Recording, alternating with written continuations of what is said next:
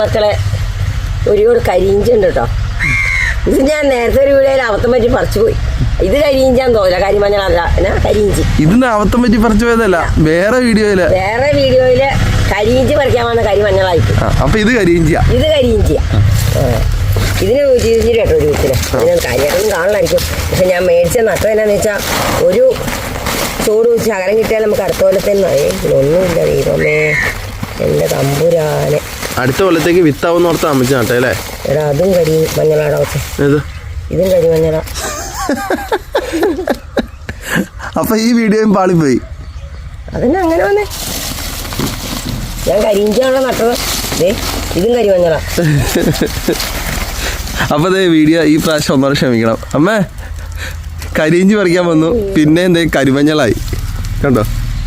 അപ്പൊ കരിയിഞ്ചി എവിടെ നട്ടേ? എനിക്കറിയാമോ എവിടെ നട്ടത്. എന്റെ ചെയ്യൂന്ന് പറ. നാണം കെട്ടുപോയി. നാണം കെട്ടുപോയി. സാരമില്ല, ഇത് കാണിക്കാം. ഇത് കാണിക്കാനൊന്നുമില്ല. ഇതെന്നാ പരിപാടി? ഒറിജിനൽ സാധനം കേട്ടോ. ഇത് ഒറിജിനൽ സാധനത്തിന്റെ പ്രത്യേകത എന്ന് വെച്ചാൽ ഒടിച്ചു കഴിയുമ്പോൾ ഇത് കണ്ടോ ലൈറ്റ് നീലയായിരിക്കും ഉള്ള. അങ്ങനെ ഒറിജിനൽ തിരിച്ചറിയണേ. ഇത് കണ്ടോ കണ്ടോ ലൈറ്റ് നീല. നട്ടുവെന്ന് മാത്രമേ ഉള്ളൂ, ഉപയോഗം ശരിക്കും പഠിച്ചിട്ടില്ല. ഇത് ഒത്തിരി ഔഷധ ഗുണം ഉണ്ടെന്നാണ് അറിയാൻ പറ്റിയത്. ഇല്ലേ അമ്മേ? അമ്മച്ചി കരിയിഞ്ചി തപ്പി പോയതാട്ടോ. ആ അത് പോട്ടെ അമ്മച്ചി. ഓക്കെ ഇങ്ങോട്ട് നോക്ക. ഓക്കെ മക്കളെ, നിരാശയായി പോയി. സാരമില്ല. കരിമഞ്ഞളായി. ഇതൊന്നും നോക്കട്ടെ.